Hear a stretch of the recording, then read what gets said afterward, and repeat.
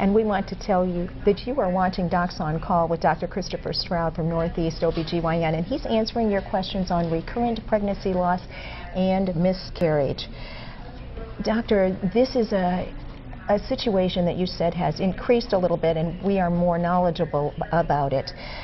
Tell me how a family deals with this. Deals with it in what respect? Well, does a mom, is it appropriate to tell the family to tell her other children? You know, that's certainly personal, and I've certainly seen families address this in different ways through the years. I think the best way to deal with it is the way that's most consistent with that family and their values and the way that they manage these things.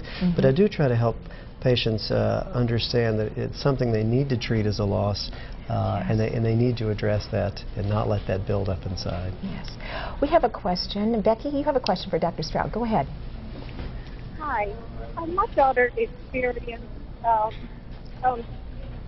stillbirth of her child, of the second child in 6 months of the pregnancy, and they did a test. Could you? I think we're having a little trouble with her. She has a question about umbilical cord. I'm sorry, I didn't get that. Yes, My daughter had hypercoiling of the umbilical cord, and her child was stillborn in the 6 months of pregnancy. Could you address what that is? I'm sorry, I heard you say that your daughter had a 6-month loss. At the very beginning, I heard you say something about the umbilical cord. I'm sorry, I couldn't quite get that up. If you'd say it again, please. Yes. Hypercoiling of the umbilical cord. I'm sorry. I'm not getting it either. And Guzzy, could you? Okay. Becky, I'm sorry. Would you call back and we'll put you on another line. We'll be able to understand you. Thank you very much. Sorry, Becky. Thank you. We have another caller. Go ahead. Your question for Dr. Stroud. Arlene? Yes, I have a question about having a stillborn baby. Why is it necessary to go through the full labor? Yes, that's a good question. Certainly a good question. If you heard, the caller wants to know if you have a stillbirth, why is it necessary to go through labor? I mean, if you think about it from a very practical standpoint, that's unavoidable. The baby has to be born. And there's really only one way to accomplish that, and that's through the labor process. There are actually those rare circumstances when it's necessary to perform a cesarean section for a stillborn birth, and that's certainly something we try very hard to avoid, but it is sometimes necessary. I hope that helps. Okay, thank you. Doctor, how do hospitals treat stillbirths?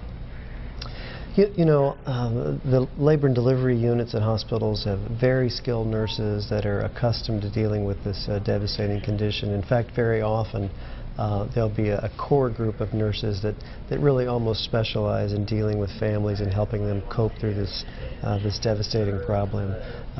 But it's important that they're comfortable with that and they have experience with that. And certainly we're very fortunate in our hospital at Parkview to have that opportunity. That's good. That's good to hear.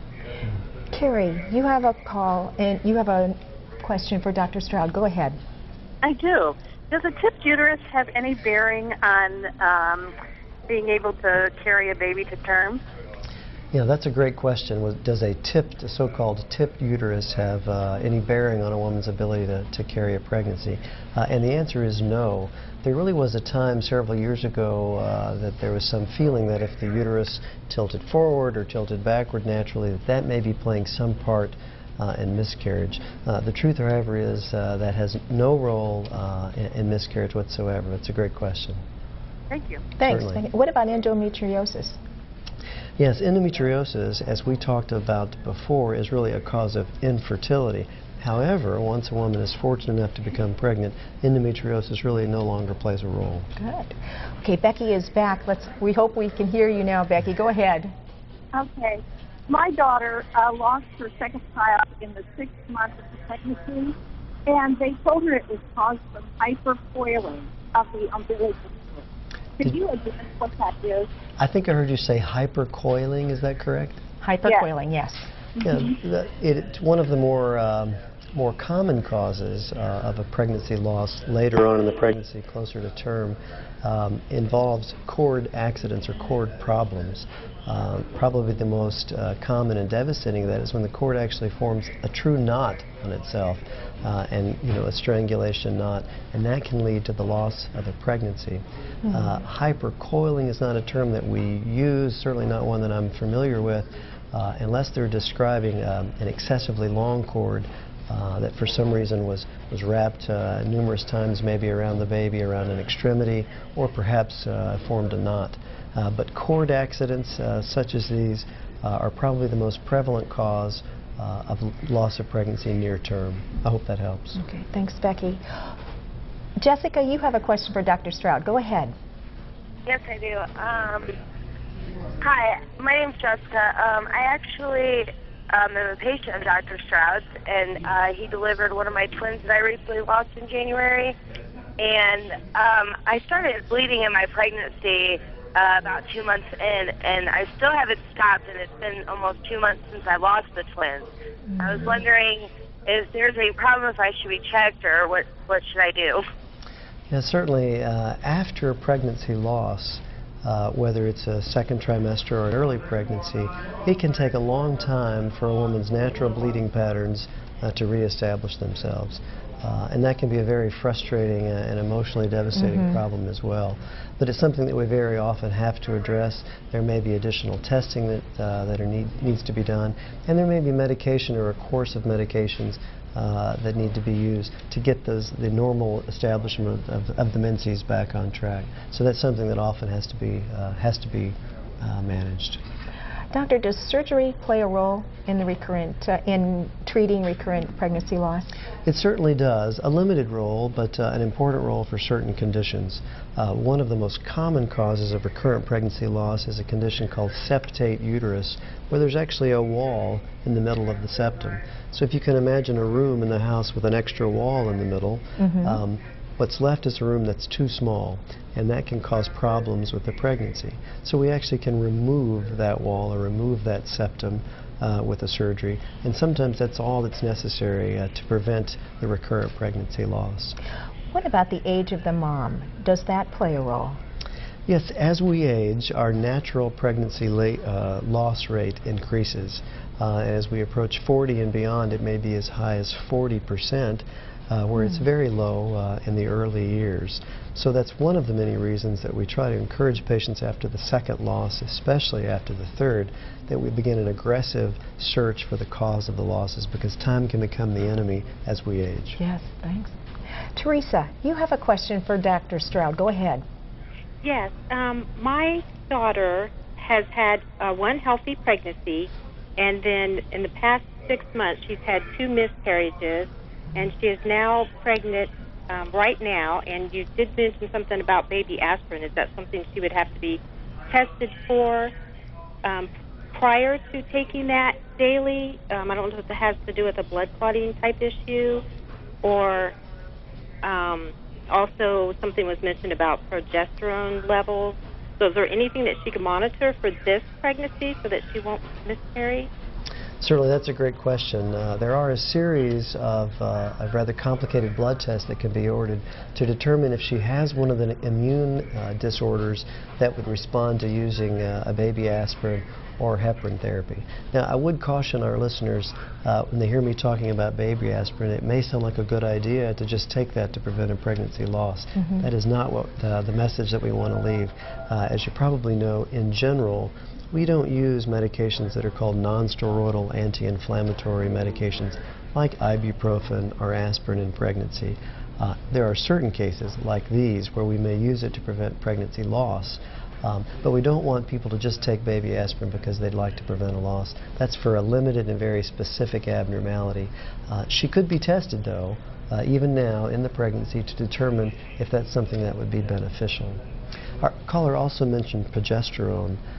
Progesterone supplementation in the pregnancy is sometimes used, again, for a very narrow number of abnormalities that have a specific purpose, and that requires testing to determine if that's needed as well.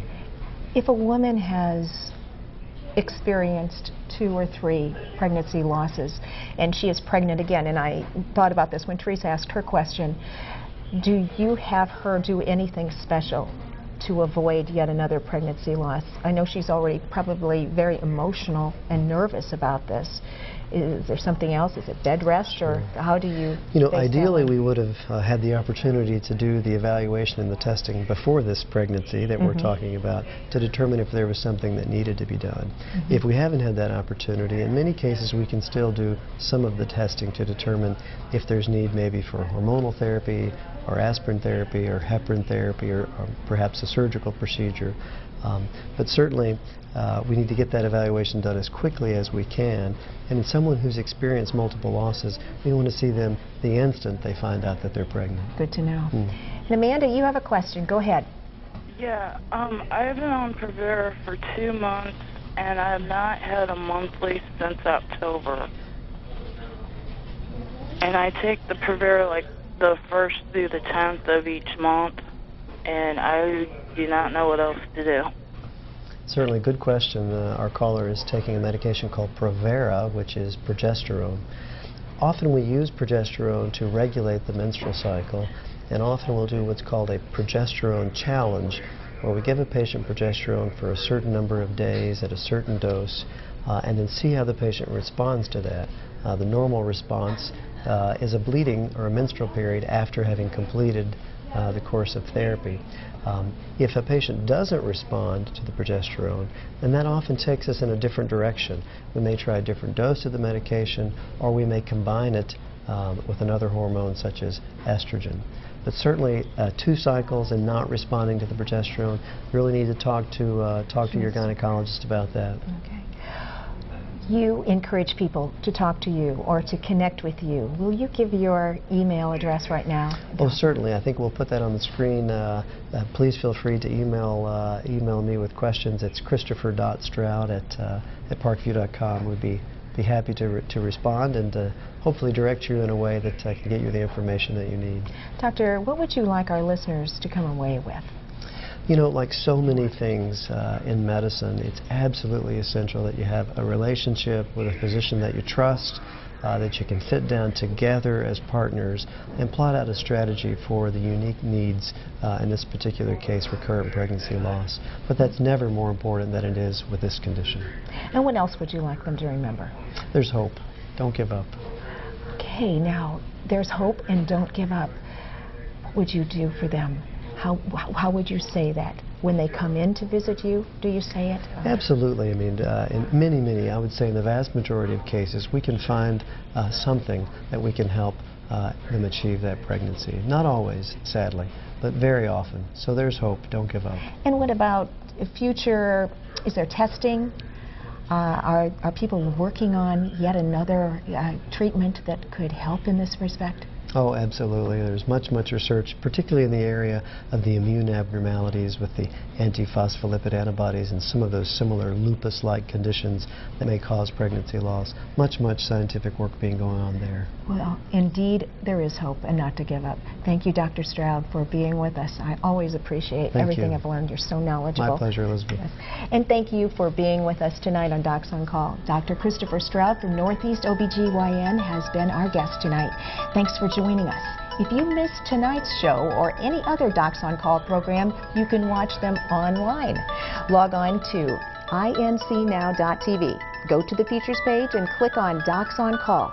Next Tuesday, join Lee Kelso and doctors from Pain Management and Associates to discuss new pain management treatments. So join us next week and have a good evening.